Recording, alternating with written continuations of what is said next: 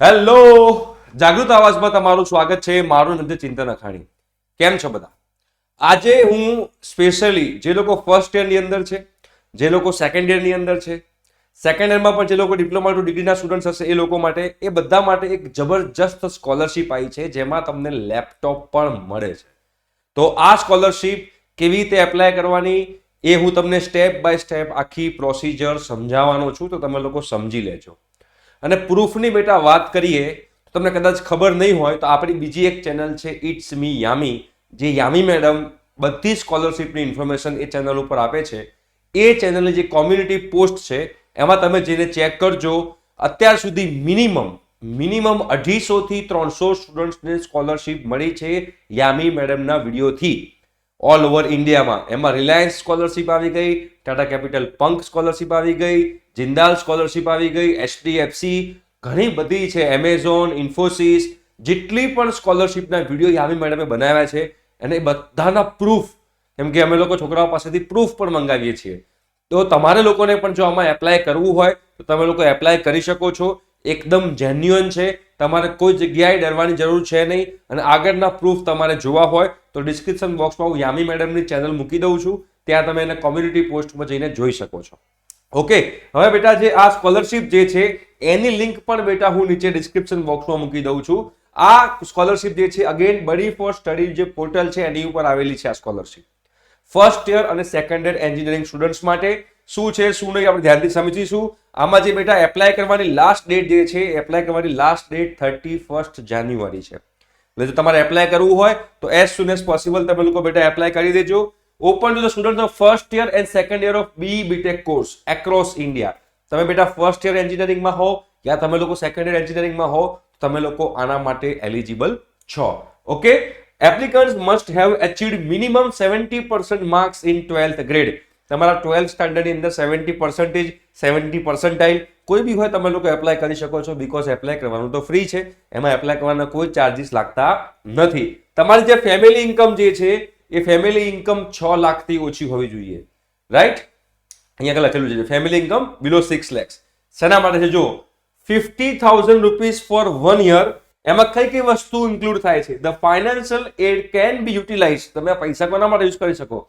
Only for various academic related expenses including exam fees માટે, hostel fees માટે, tuition fees માટે, books માટે, stationery માટે, ટ્રાવેલ માટે, ડેટા પ્લાન માટે, laptop, tablet, food and lodging. આ બધા માટે તમે લોકો આ જે રૂપિયા છે એ તમે લોકો યુઝ કરી શકો છો. તો બહુ જ સારી સ્કોલરશિપ છે જેમાં તમારે કયા કયા ઇમ્પોર્ટન્ટ ડોક્યુમેન્ટ છે તો રિસન્ટ પાસપોર્ટ સાઇઝ ફોટોગ્રાફ તમારો હોવો જોઈએ, school, course, institute admission proof, તમારું જે એડમિશન લેટર હતો એનું તમારું ID કાર્ડ છે તમારી પાસે હોવું જોઈએ, પ્રીવિયસ ક્લાસ સેમેસ્ટરની માર્કશીટ હોવી જોઈએ, payment receipt of educational expense. રિસિપ્ટમાં કોઈ બી ચાલે, જે ઉપર કીધું છે આમાંથી કોઈ બી તમારી પાસે રિસિપ્ટ હોય, તમે ગવર્મેન્ટ કોલેજમાં ભણતા હો, તમે TFWSમાં ભણતા હો, તમે સેલ્ફ ફાઇનાન્સ કોલેજમાં ભણતા હો, ગમે તેમાં ભણતા હો, તમે કોઈ ખર્ચો કર્યો છે તમારા એકેડેમિક એક્સપેન્સ પાછળ, આમાંથી કોઈ પણ વસ્તુનો એક્સપેન્સ હોય, હોસ્ટેલ હોય, લેપટોપ હોય, ટેબ્લેટ હોય, કોઈ પણ વસ્તુ હોય બેટા, તમારી પાસે રિસિપ્ટ છે તો તમે રિસિપ્ટ પણ અપલોડ કરી શકો છો. રિસિપ્ટ અહીંયા આગળ બાકી છે along with fee structure for the academic year. તમારી કોલેજનું જે ફી સ્ટ્રક્ચર છે એ પણ તમારા લોકો બતાવવાનું છે. Bona fide letter from the college, bona fide letter from the college stating the total fees expense incurred by the applicants in academic year. Bona fide certificate તમારે તમારા કોલેજમાંથી લાવવાનું છે જેમાં લખેલું હોય કે તમે આ વર્ષે કેટલો ખર્ચો કર્યો છે, તમારી કોલેજ ફીસ, તમારી હોસ્ટેલ ફીસ, તમારી એકેડેમિક એક્સપેન્સમાં લેપટોપ કે કઈ બી વસ્તુ હોય, રાઈટ? તો એના પૈસા તમને લોકોને મળશે. Okay, proof of family income, proof of આઈડેન્ટિટીમાં PAN card, Aadhaar card, driving licence કોઈ પણ ચાલશે. ડિસેબિલિટી સર્ટિફિકેટ જો હોય તો, death certificate of parents if applicable, જો ડેથ સર્ટિફિકેટ હોય તો, એટલે કોઈની ડેથ થઈ હોય તો, બેંક પાસબુક અને રાશન કાર્ડ. આટલી વસ્તુ જે છે એ તમારા આ કહેવાય ને ડોક્યુમેન્ટ માટે જરૂરી છે. હવે આટલું કર્યા પછી તમારે બડી ફોર સ્ટડીમાં બેટા એકાઉન્ટ બનાવવાનું છે અને એકાઉન્ટ બનાવ્યા પછી તમારે એપ્લાય નાઉ બટન પર જવાનું છે. તમે જેવું એપ્લાય બટન પર જશો એટલે તમે જો લખેલું જ છે અને અહીંયા આગળ સિમ્પલી તમારે લોકોએ બેટા શું કરવાનું છે? સ્ટાર્ટ એપ્લિકેશન બટન પર ક્લિક કરવાનું છે.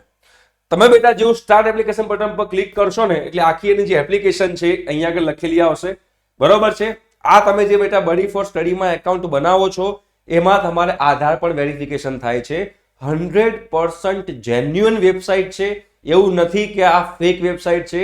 આની પરથી ઘણા બધા સ્ટુડન્ટ્સને સ્કોલરશિપ મળે છે અને અમે ઈચ્છીએ છીએ કે ગુજરાતના વિદ્યાર્થીઓ પણ આની પર ટ્રસ્ટ કરી અને એપ્લાય કરે. બીકોઝ આઉટ ઓફ ગુજરાતના તો યામી મેડમને પુષ્કળ ટ્રસ્ટ કરે છે અને યામી મેડમે જેમ કીધું એમ બધા એપ્લાય કર્યું છે અને ઘણા બધા લોકોને સ્કોલરશિપ મળી છે. તો આપણા ગુજરાતના વિદ્યાર્થીઓ કેમ રહી જાય?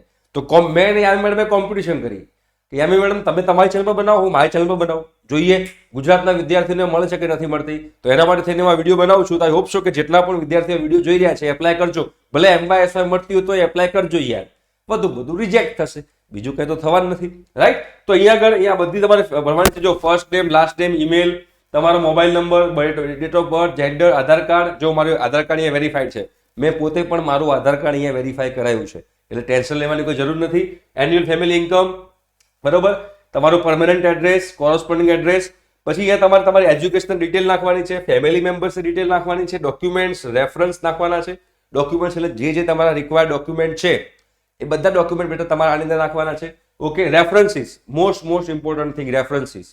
રેફરન્સીસનો મતલબ એવો થાય છે બેટા કે તમને કોઈ વ્યક્તિ ઓળખે છે, જેને આ લોકો ફોન કરશે કે ભાઈ આ વ્યક્તિ જો એપ્લિકેશન માટે એપ્લાય કરી રહ્યો છે, આ સ્કોલરશિપ માટે એપ્લાય કરી રહ્યો છે, શું આ જેન્યુઅન છે, શું સાચેમાં એને પૈસાની જરૂર છે, શું સાચેમાં એની ફેમિલી ઇન્કમ ઓછી છે, એકેડેમિક્સમાં ભણવામાં જ કેવો છે, સિન્સિયર છોકરો છે, આવું બધું પૂછવા માટે એ લોકો રેફરન્સ માંગતા હોય. તો રેફરન્સમાં કોણ હોઈ શકે? તમારા 12થના કોઈ ટીચર હોઈ શકે, તમારા કોલેજના HOD હોઈ શકે, તમારા કોલેજના કોઈ પ્રોફેસર હોઈ શકે, તમારા કોઈ ફેમિલી ડોક્ટર હોય, યા તો તમારા કોઈ બીજા ફેમિલીમાં કોઈ બીજો પ્રતિષ્ઠિત વ્યક્તિ હોય, યા તો કોઈ સારું ઇન્કમ કરતો વ્યક્તિ હોય જે તમારા વિશે રેફરન્સ આપી શકે, એને રેફરન્સીસ કહેવાય. તેવા તમારે રેફરન્સીસ એની અંદર નાખવાના છે, જેને આ લોકો કદાચ જરૂર પડે તો એ લોકો ફોન કરીને ડિટેલ કન્ફર્મ કરવા માટે ફોન કરી શકે છે, રાઈટ? એના પછી તમારે બેટા બેંક ડિટેલ નાખવાની છે. બેંક ડિટેલમાં જો સ્ટુડન્ટની બેંક ડિટેલ હોય તો વધારે સારું, અને જો સ્ટુડન્ટની ના હોય અને પેરેન્ટ્સની હોય તો પણ નાખી શકો છો. ઘણા બધા સ્ટુડન્ટ્સ બેટા અહીંયા આગળ એવું ડાઉટ કરતા હોય છે કે અહીંયા તો ડેટા પછી લીક થઈ શકે. તો બેટા ડેટા આપણા બધાના લીક જ થયેલા છે. તમે જુઓ ત્યારે શેર બજારના ફોન આવે, કોઈ બેંકના ફોન આવે, કોઈ સ્કીમના ફોન આવે, તો આપણા ઉપર સતત કોઈના કોઈ કંપનીના એના ફોન ચાલતા હોય છે. તો એ લોકો સુધી આપણા ફોન નંબર પહોંચ્યા કેવી રીતે? એ લોકો પાસે આપણી બધી ડિટેલ છે. આ ટેકનોલોજીનો જમાનો છે, તો બધા પાસે ડેટા હોય જ છે. તો ડેટાથી કોઈ દિવસ ફ્રોડ ના થાય. તમે જ્યારે તમારો OTP શેર કરો, તમે તમારો જ્યારે વન ટાઈમ પેલો પ્રોફાઇલ પાસવર્ડ શેર કરો તો જ તમારા લોકોને ફ્રોડ થાય. બાકી એકાઉન્ટ નંબર આપવાથી કે પાસબુક આપવાથી કોઈ દિવસ જિંદગીમાં ફ્રોડ થતા નથી. તમારા લોકોએ ધ્યાનમાં રાખવાનું છે, બરોબર છે? Bank detail. પછી મોર અબાઉટ યોર સેલ્ફ. આમાં શું લખવાનું છે બેટા? મોર અબાઉટ યોર સેલ્ફમાં લખજો અને સારું એવું લખજો કે હું આ કોલેજમાં સ્ટડી કરું છું, મારા ફાધર આ બિઝનેસ કરી રહ્યા છે કે આ જોબ કરી રહ્યા છે, કે એ લોકોની જોબમાં હવે એટલું નથી, કે બિઝનેસમાં એટલું થતું નથી, મારી કોલેજની ફી આટલી છે, મારા ચોપડાની મારા બુક્સની ખર્ચો આટલો છે, હોસ્ટેલ ફીસ આટલી છે અને અમારી ઇન્કમ આટલી છે. તો મને બહુ જ ડેસ્પરેટલી આ સ્કોલરશિપની જરૂર છે, કેમ કે મારે હજુ લેપટોપ પણ લેવું છે. બીકોઝ હું આ લેપટોપ માટે મારા સોફ્ટવેર શીખવું છે, મારા એકેડેમિકમાં એક્સેલ કરવું છે. એ બધું વ્યવસ્થિત એક આખું ગ્રાફ કહેવાય ને લખી અને આમાં મૂકજો, જેના કારણે એ લોકોને લાગે કે ના આ વ્યક્તિ સાચેમાં સ્કોલરશિપ એને રિક્વાયર્ડ છે, તો એ લોકો તમને સ્કોલરશિપ આપી શકે, રાઈટ? એના પછી તમારે બેટા આ બધા ઉપર ટિક કરવાનું છે. આ બધા પર ટિક કરશો અને પછી પ્રિવ્યુ બટન પર ક્લિક કરવાનું છે અને તમારે એપ્લિકેશનમાં તમે એપ્લાય કરી શકશો. આ જે સ્કોલરશિપ છે એમાં તમે લોકો એપ્લાય કરી શકશો, રાઈટ? પછી એ લોકો આખું સ્ક્રુટિની કરશે. સ્ક્રુટિની કર્યા પછી તમને જો તમે લોકો સિલેક્ટ થશો, તમને લોકોને મેલ આવશે અને મેલ આવશે પછી તમને કન્ફર્મેશન ને બધું મળશે. આખી જે પ્રોસિજર છે એ બધી પ્રોસિજર યામી મેડમ જે છે એ એમની ચેનલ પર તો કરાવવાના જ છે. તો તમે લોકોને યામી મેડમની ચેનલ બી ફોલો કરવી હોય તો કરી દેજો. ત્યાં આફ્ટર એપ્લિકેશન રિઝલ્ટ આવી ગયું કે નહીં, રિઝલ્ટ આવી ગયા પછી શું કરવાનું, એ બધી વસ્તુ યામી મેડમ દરેક સ્કોલરશિપ પછી આખી ડિટેલમાં સમજાવે છે. અને ઘણા બધા સ્ટુડન્ટ્સ, એટલે તો અત્યારે યામી મેડમના ચેનલના 75,000 સબસ્ક્રાઈબર થઈ ગયા છે. જબરજસ્ત સ્પીડમાં મેમની ચેનલ આગળ વધી રહી છે. તો તમારે લોકોને બેટા એમાં આવવું હોય તો મોસ્ટ વેલકમ છે અને આમાં એપ્લાય કરવું હોય તો કરી દેજો. ઠીક છે બેટા? Thank you so much. By.